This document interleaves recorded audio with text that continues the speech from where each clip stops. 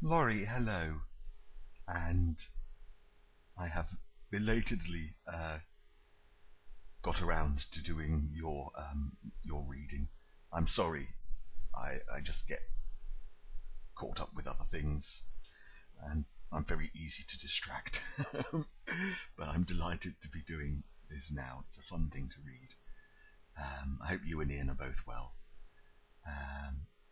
I'll just get on and read it. Sorry about the coffee. Okay. The Walrus and the Carpenter by Lewis Carroll.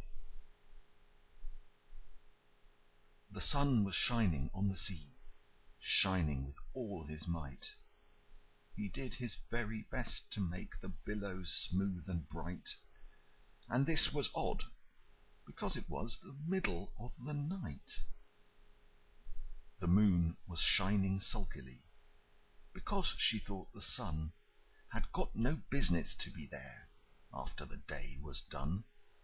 "It's very rude of him," she said, "to come and spoil the fun." The sea was wet, as wet could be. The sands were dry as dry. You could not see a cloud, because no cloud was in the sky. No birds were flying overhead. There were no birds to fly. The Walrus and the Carpenter were walking close at hand. They wept like anything to see such quantities of sand.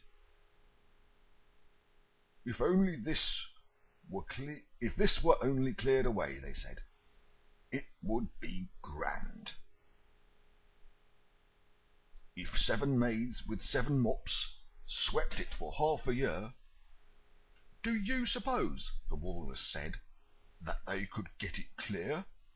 "I doubt it," said the Carpenter, and shed a bitter tear. "Oh, oysters, come and walk with us," the Walrus did beseech. "A pleasant walk, a pleasant talk, along the briny beach. We cannot do with more than 4, to give a hand to each." The eldest oyster looked at him, but never a word he said. The eldest oyster winked his eye, and shook his heavy head, meaning to say he did not choose to leave the oyster bed. But 4 young oysters hurried up, all eager for the treat. Their coats were brushed, their faces washed, their shoes were clean and neat, and this was odd, because, they hadn't any feet. 4 other oysters followed them, and yet another 4.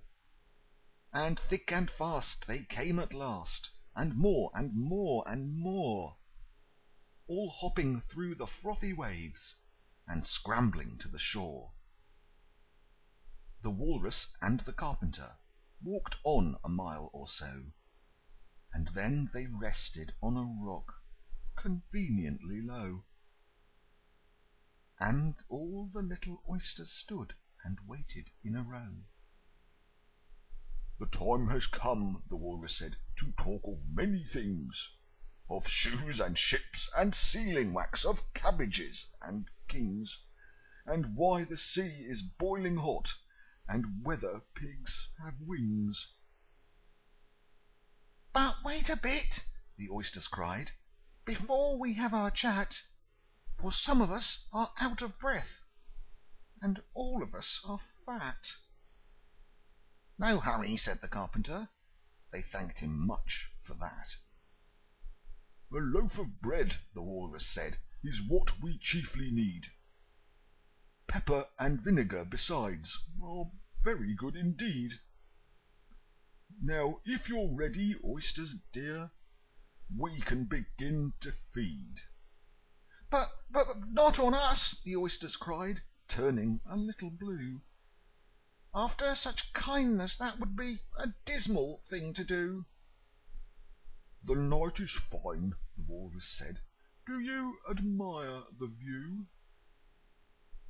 "It was so kind of you to come, and you are very nice." The Carpenter said nothing, but cut us another slice. I wish you were not quite so deaf.